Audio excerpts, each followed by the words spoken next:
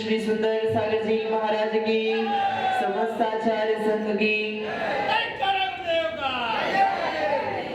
भव्य आत्माओं, भगवान महावीर की वीतराग वाणी का रसास्वादन हम लोग कर रहे हैं और भगवान महावीर की देशना सुनने के बाद निश्चित रूप से परिवर्तन आता है। जिनवाणी पढ़ने से, जिनवाणी सुनने से, जिनवाणी का चिंतन मनन करने से आत्मा के अंदर परिवर्तन आता है। जब हम लोग जिनवाणी सुनते हैं, पढ़ते हैं, तो जिनवाणी पढ़ने से, सुनने से हमारे परिणामों में निर्मलता आती है। जब हम वस्तु स्वरूप को समझते हैं, जानते हैं, तो कहीं ना कहीं आत्मा के अंदर परिवर्तन आता है।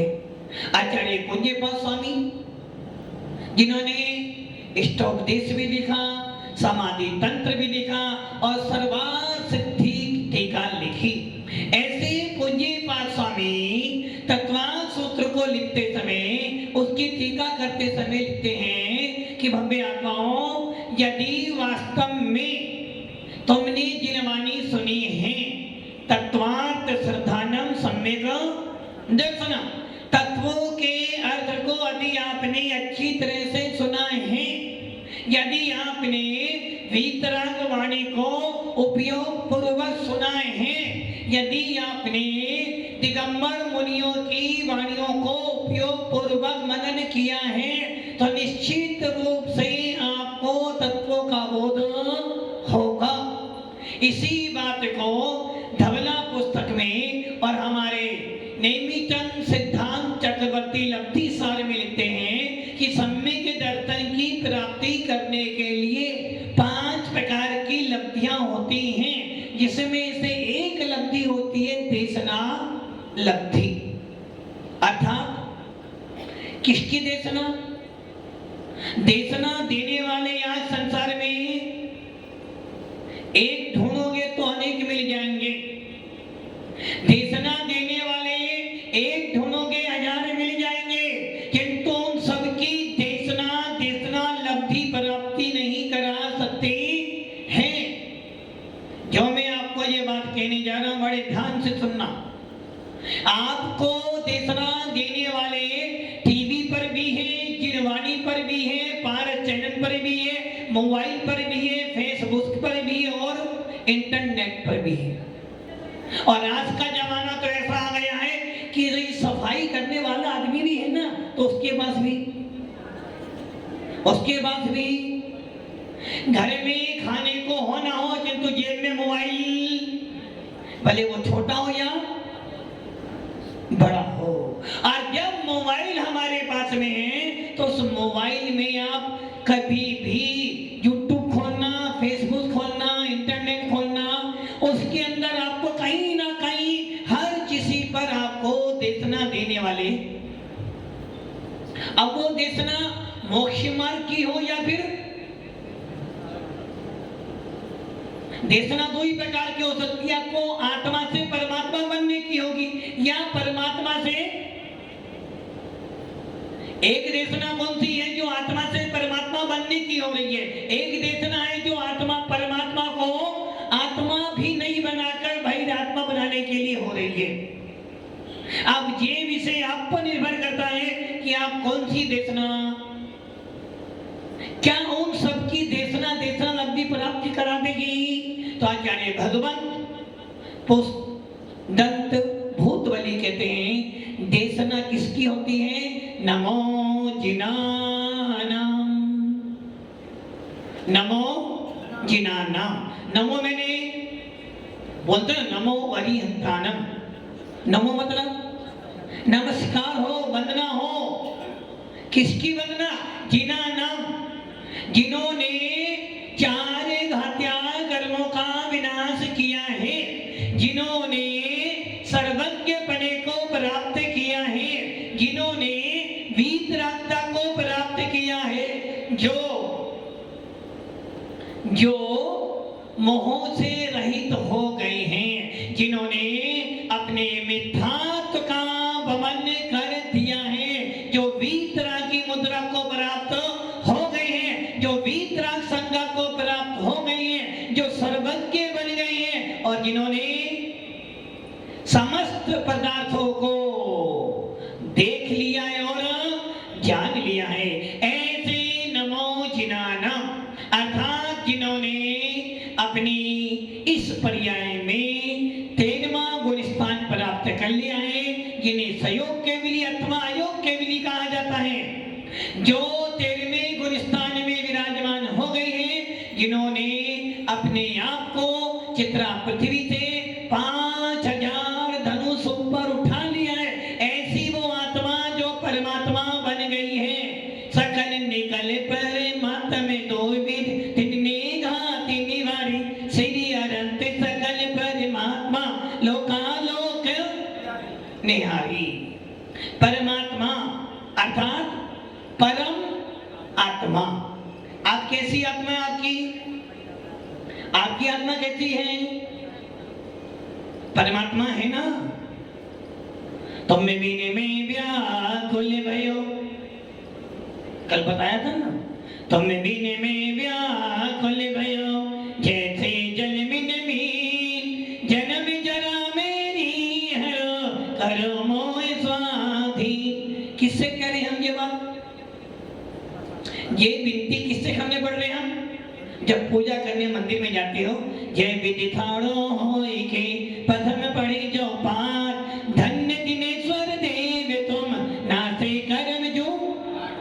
अब आप ये विचार करो कि हम पूजा करने के लिए गए और क्या बोला हमने? जय विधि थाड़ो होए के। अब इस पर लड़ाई कर रहे हो।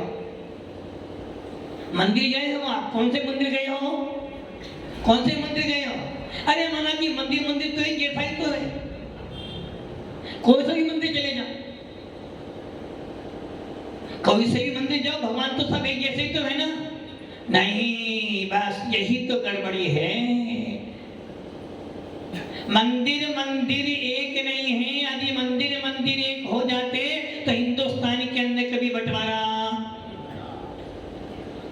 घर घर में बंटवारे होते। क्यों बंटवारे होते हैं? जब माँ थी, 4 बेटे थे, चारों बेटों को एक माँ खिलाती थी और चारों बेटे कमा कमा के लाते थे। किसके हाथ में देखते थे? किसके हाथ में? माँ के हाथ में। अब उस माँ ने उन चारों में से यदि एक बेटा अधिक कमा के लाया है, छोटा बेटा नालायक है, नहीं कमा के लाया, यदि माँ ने छोटे बेटे को 1 गिलास दूध दे दिया मलाई वाला, तो बड़ा बेटा चुपचाप खाना खाता था। यदि बड़े को माँ ने ज्यादा दे दिया, छोटे को तो फिर भी छोटा चुपचाप। किंतु क्या हुआ? जब तक माँ थी, चारों एक साथ रहते थे, खाते थे। जैसे ही पारस जी, जैसे ही माँ ने सोचा भैया उम्र होती जा रही है, घर में एक गाड़ी तो है, एक लाड़ी भी और एक लाड़ी ले आई। अब क्या हो गया? माँ ने खाना बनाया, माँ ने छोटे बेटे को थोड़ा सा दूध में मलाई डाल के दे दिया। क्या हो गया? क्या हो गया? लड़ाई कहां पर हुई? छोटे से नहीं हुई, लड़ाई किससे हो गई? बड़ा भी चुपचाप बैठा है, किंतु बड़े बेटे की मैडम ने क्या कर दिया? कान में मंत्र। क्या हो गया? माँ तो वही थी, माँ ने पहले खिलाया जब बेटों ने खाया। पहले माँ खिलाती थी, रूखा खिलाती थी, कोई भी खाता था, अच्छा खिलाया तो भी खाता था, और जब शाम को घर वापिस आता था तो माँ की आंचल में अपना सर रखकर 2 मिनट रोता था, तो लगता था 3 लोग की संपत्ति। और ये अपना अनुभव करूंगा, अपना अनुभव कर लेना। जब घर में बेटा बेटी रहते हैं, दिन भर की टेंशनों से फ्री होना चाहता है तो क्या करते हैं? बस 2 मिनट के लिए माँ के आंचल में बैठ जाता है तो सारी टेंशन। आज भी आप देख लेना, अभी भले ही बेटा 100 साल का बच्चा क्यों ना हो, आज उसकी माँ जीवित होगी तो जो आनंद, जो सुख उसको माँ की गोद में मिलेगा वो कहीं मिलने वाला। ऐसा क्यों? क्योंकि उसके मन में आज भी जब घर में था। उसी प्रकार एक परिवार में एक बूढ़ा व्यक्ति रहता है तो सारे परिवार के लोग उसका आदर सम्मान करते हैं, क्योंकि बूढ़ों का जब आशीष मिलता है तो उनकी आशीष से आपके अंदर परिवर्तन। उसी प्रकार ये संग जो होता है ये भी परिवार है। जब शिष्य दुखी होता है तो कहां जाता है? घर तो जा नहीं सकता, कहां जाता है? अपने गुरु के पास जाता है, और गुरु के 2 शब्द उसके पूरे जीवन को परिवर्तित कर देते हैं। आप घर में रहते हो, घर में दिन भर क्लेश होता हो, किंतु जब शाम को माँ के पास जाते हो, अभी माँ ने 2 शब्द प्रेम के बोल दिए तो दिन भर की टेंशन सारी आती। वैसे ही जब संग में रहते हो तो कितने ही परिणाम खराब होना आपका स्वभाव है। परिणाम कभी अच्छे बनते हैं, कभी खराब होते हैं, और कभी बहुत अच्छे भी बनते हैं। उस समय जब आप स्वाध्याय करते हो, गुरु के पास जाते हो, 2 शब्द गुरु के आपके लिए, गुरु की स्नेह दृष्टि से देखा गया एक बार भी आपके सारी टेंशन को। तो आप जब मंदिर में गए, क्या बोला आपने? जय विधि ठाड़ो होए के। अब विवाह तिथि पर हो, कहां गए हो आप? वीतराज के मंदिर में। और मंदिर में जाने का मतलब क्या है? भावों में थोड़ा तो सुधार कीजिए, थोड़ा थोड़ा प्रभु जी का ध्यान कीजिए। यानी मंदिर में गए हो, मंदिर किसका है? वीतराज का। मंदिर किसका है? जिनेंद्र देव का। और मंदिर है दिगंबरत्व का। और आपने क्या किया? जय विधि ठाड़ो होए के। आ गए पंडित जी, पारस जी बैठ के पूजा कर रहे थे। पंडित जी बोले भाई क्या करना, क्या बोल रहा? जय विधि ठाड़ो, खड़े होके पूजा करो। अब पारस जी खड़े हो गए। दूसरा पंडित भाई क्या कर रहे हो? पूजा कर रहे हो, खड़े क्यों? जय विधि ठाड़ो होए, बैठ के पूजा कर। अब बताओ लड़ाई किस पे चल रही है आपकी? कुछ लोग कह रहे खड़े होकर बोलो, कुछ कह रहे बैठ के करो। पूजा करने किस लिए गए थे? पूजा करने गए थे पूज्य बनने के लिए, कसाई कम करने के लिए। हो क्या गया? अब तुम आगे बोल नहीं पा रहे, जय विधि ठाड़ो होए की। इसी पे लड़ाई शुरू हो गई आपकी। अब बताओ, जय विधि ठाड़ो होए के प्रथम पढ़ू जो पाठ तो भूल गए, बस इसी पे भी बात तुम्हारा। जिनेंद्र देव के मंदिर में गए हो तो विवाद हल करने के लिए गए हो। जिनेंद्र देव की पूजन में कोई विवाद नहीं, मात्र तू और मैं। तुम बिन में व्याकुल भयो। आपने क्या कर दिया? आप बिन में व्याकुल। अब आप ये सोच लो, तुम और आप में कितना अंतर है? तुम बिन में व्याकुल भयो, आप बिन में व्याकुल। जहां पर आप आ गया वहीं पर अहंकार आ गया। जिनेंद्र देव की पूजन में, गुरु भक्ति की पूजन में, अथवा गुरु शिष्य के अंदर, भगवान भक्त के अंदर आप नहीं होता है तू। अब महाराज जी तू कैसे बोले भगवान को? एक दानिकना शब्द मत पकड़ो, शब्दों के पीछे भावों को तोलो। हमने क्या कर दिया, पंक्तियों को बदल दिया। जब पंक्ति बदल दी तो आपके परिणाम, एक होता मम्मी और एक होता मम्मी जी। कौन सा अच्छा है? मम्मी जी। यदि सासू को बोलो मम्मी तो सासू लड़ेगी।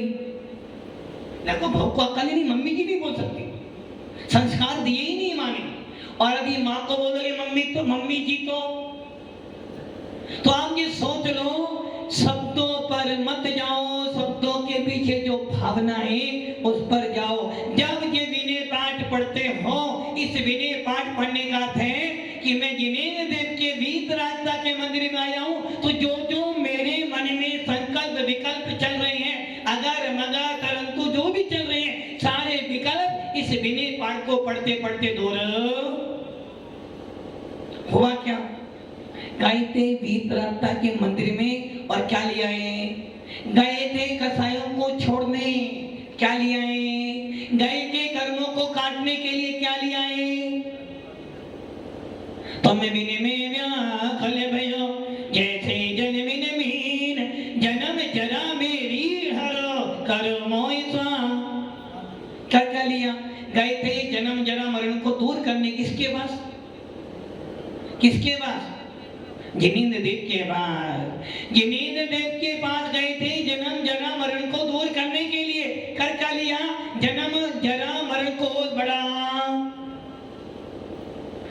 आत्माओं, बस यही तो बदलना है, कुछ बदलना नहीं अपने को। भगवान भगवान जैसे हैं, पूजा पूजा जैसे, बस आपको अपने भावों को बदलना है। भावना भव नाशनी, भावना भव फासनी। भावों का खेल है, भाव जैसे बनाओगे वस्तु वैसी परिणमन कर जाएगी। जब पत्तांबर पढ़ते हो, जय शांते रागे रुचि भी परिमानवेत्वम, पढ़ते हो ना, इसमें क्या कह रहे हैं आचार्य कवि? यही शांते रागे परमाणु भी विश्वम। हे भगवंत, आपका जो शरीर बना है पुद्गल से बना है, मेरा भी।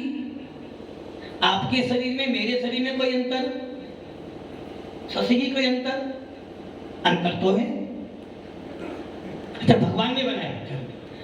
ओदारी शरीर भगवान का भी, ओदारी शरीर मेरा भी है। हे भगवंत, जिन परमाणुओं से आपकी शरीर की रचना हुई है, वैसे परमाणु इस पृथ्वी पे कैसे?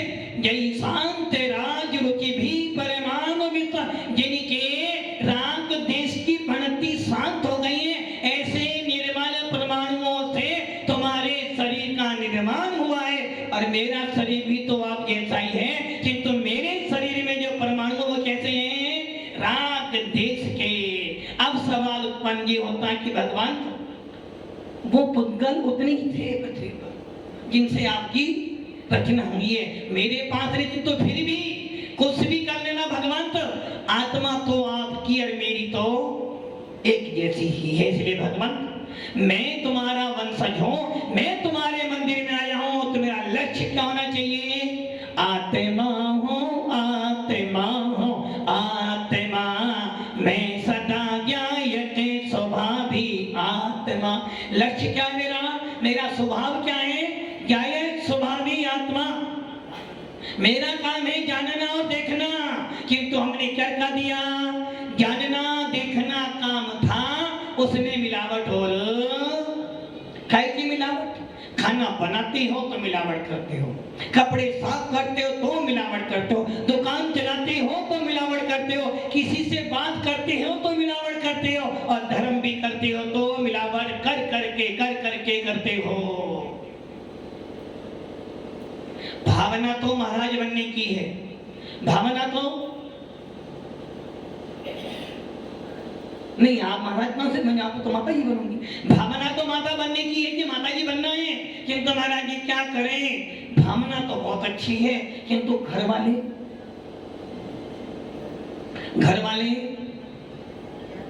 छोड़ते नहीं है। महाराज जी भाव तो मेरे इतने, और महाराज जी क्या करें? फंस गए। पहले मिल जाते ना तो फंसते हैं। भव्य आत्माओं, परिणाम आपके हैं, आत्मा आपकी है, आपको रोकने वाला कौन है? जब मृत्यु आएगी तो कौन रोकेगा? जाएगा जब यहाँ से कोई न साथ होगा, तो गज कफन का टुकड़ा तेरा लिबाज होगा। तुम्हें रोकने वाला कौन है? तुम्हें रोकने वाला कोई परिवार का व्यक्ति नहीं है। तुम्हें रोकने वाला कोई आपका परिवार तुम्हें रोक नहीं सकता। तुम्हें रोकने वाला आदि कोई है तो तुम्हारे स्वयं के परिणाम तुम्हें रोक रहे हैं, बहाना बना रहे हो। जिस प्रकार कहीं पार्टी में जाना हो, अरे भाई आज मंदिर में जाएंगे, आज तो पार्टी में जाना, मैं नहीं पहले नहीं मंदिर में चल जाएंगे, मंदिर आज नहीं जाना। तो आपको किससे रोका क्या? यदि आपको शॉपिंग करने जाना है तो फिर कितना ही धर्म का काम हो, आज तो मुझे जाना है। तो वैसे ही जब आपके अंदर भी वितरागता की तरफ लक्ष्य लग गया है, जब आपने अपने परिणामों को अच्छा बना लिया है, बेटा रोके, पति रोके, पोता रोके, ये सब तो कैसे हैं? पंडित दौलत राम जी ने 6 डाला में लिखा है और समय सार में कुंद कुंद स्वामी लिख रहे हैं, परिवार के लोग क्या है? ठग। क्या है वो? ठग कैसे हैं? जब तक अपना स्वार्थ पूरा हो रहा तुम्हें ठग रहे हैं और तुम उन ठगों की बातों में कार्य क्या कर रहे हो? महाराज जी अभी 1 साल और रुक जाते हैं, 2 साल और रुक जाते हैं, और ऐसे करते करते एक दिन वो आएगा, राम नाम सत्य है, सत्य बोलो। क्या करना है? यदि आपके अंदर वितरागता के प्रति लगन लग गई है तो फिर आपको कोई भी रोकने वाला, जब भी गलती निकालोगे तो धर्म में निकालोगे। इसलिए आत्माओं, वितरागता के घर पर आए हो, वितरागता देखना सुनना चाहते हो तो ये समझ लेना, हमारा जैन शासन, हमारा वितराग शासन किसी विद्वानों का, किसी पंडितों का, किसी गृहस्थियों का नहीं है। हमारा वितराग शासन तो अनंत सिद्धों का है। हमारा जिन शासन तो पंच प्रवेशियों का है। हमारे जिन शासन की देशना वितराग देशना है, और वितराग देशना कौन दे सकता है?